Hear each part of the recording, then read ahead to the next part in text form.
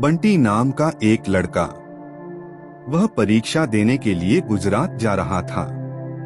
ठंडी का दिन था। चारों तरफ से कोहरा छाया हुआ था। आमने सामने भी कोई नहीं दिख रहा था। पूरे 15 घंटे के बाद वह गुजरात पहुंच गया था। परीक्षा अगले दिन थी, इसलिए वह एक होटल में रहने के लिए सोचा। रात हो गई थी और कहीं भी उसके बजट में सस्ता होटल मिल नहीं रहा था। काफी ढूंढने के बाद उसे एक सस्ता होटल मिला। वह उस होटल में एक कमरा बुक करवाया और जब वह कमरे में गया तो देखा कि कमरे के चारों तरफ जाले लगे हुए थे। ऐसा लग रहा था कि यह कमरा काफी सालों से बंद पड़ा था और कमरे के अंदर का माहौल एकदम डरावना और सुनसान लग रहा था। लेकिन उसने ये सब नजरअंदाज कर दिया और होटल से खाना मंगवाया और खा पीकर सोने चल दिया। जब वह सो रहा था तो लगभग रात के 1 बजे के करीब उसे किसी के पायल की घुंघरू की आवाज सुनाई दी। बंटी तुरंत नींद से उठ गया और जल्दी से खिड़की के पास गया, ये पता करने के लिए को इतनी रात को किसकी पायल की आवाज सुनाई दे रही है और इस सुनसान रास्ते में कौन आधी रात को घूम रहा है। क्योंकि वहां होटल में बंटी और मैनेजर के अलावा कोई भी नहीं था, तो ये फिर किस औरत की पायल की आवाज सुनाई दे रही है। बंटी खिड़की पर काफी देर तक खड़ा रहा, लेकिन उसे कोई भी नहीं दिखाई दिया। फिर उसने अपने कमरे से मैनेजर को फोन किया और उसे बताया कि मुझे इतनी रात को कब से किसी की पायल की आवाज सुनाई दे रही है। आपको भी दे रही है क्या? मैनेजर ने कहा कि सर ऐसी कोई बात नहीं है, आपको हवा से ऐसा लग रहा होगा। वैसे भी ये जंगली इलाका है, यहाँ पर तो हल्की हवा भी तूफान के जैसी लगती है। आप सो जाइए, ऐसी कोई बात नहीं है। बंटी मैनेजर की बात पर भरोसा करके फिर से सोने चला गया। कुछ देर बाद उसे दोबारा वही पायल की आवाज पहले से भी ज्यादा तेज सुनाई देने लगी।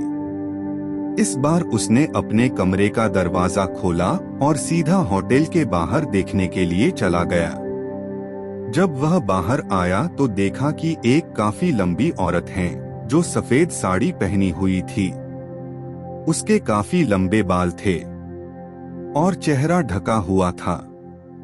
वह अपने हाथ में एक नारियल लेकर के होटल के चारों तरफ चक्कर लगा रही थी।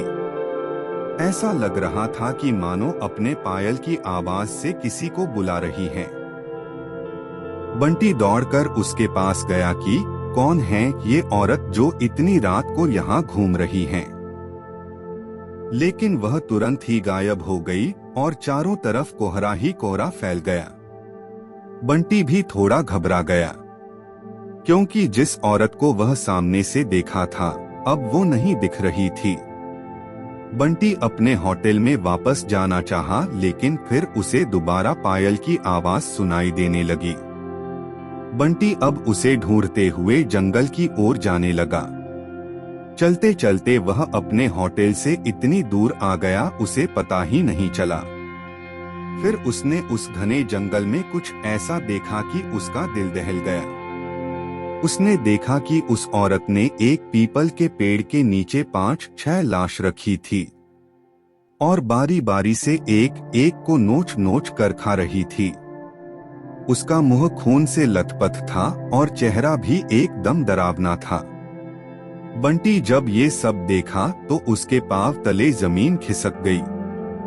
ये सब नजारा देखते ही उसे डर के साथ साथ रोना भी आने लगा कि वह चुड़ैल अब मुझे भी मार देगी, क्योंकि अपने पायल के आवाज से यहाँ तक तो मुझे लेकर आई है।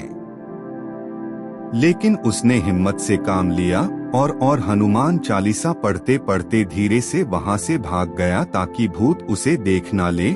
लेकिन भूत तो भूत होते हैं। बंटी जैसे ही वहाँ से भागने की कोशिश किया, वो चुड़ैल अचानक उसके सामने आ गई और उसे इशारों से अपने अड्डे पर ले जाने लगी, जहां पर उसने लाशें रखी थी। बंटी हनुमान जी जाप करके इतनी तेजी से वहां से भागा कि मानो जैसे उसके अंदर किसी की शक्ति आ गई हो। भागते भागते सीधा वह अपने होटल वापस आ गया। वहां थोड़ी देर रुका तो उसे एक आदमी दिखाई दिया। उसे देखकर ऐसा लग रहा था कि ये अच्छा आदमी है। वह बंटी के पास आकर बोला, अरे भाई क्या हुआ तुम्हें, इतना डरे हुए क्यों हो?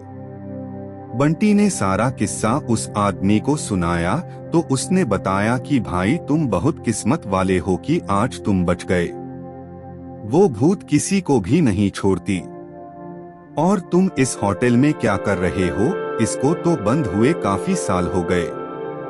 बंटी जब उस आदमी का इतना बात सुना तो उसका डर कर मारे पसीने निकले लगे। फिर वह आदमी बताने लगा कि इस होटल में बहुत साल पहले एक लड़की के साथ 4-5 लड़के उसका भयानक तरीके से रेप करके मार दिए थे। लड़की तो मर गई लेकिन किसी को भी नहीं छोड़ी, और जो भी रात के समय में इस रास्ते से गुजरता है सबको अपने कब्जे में कर लेती हैं और मार देती हैं।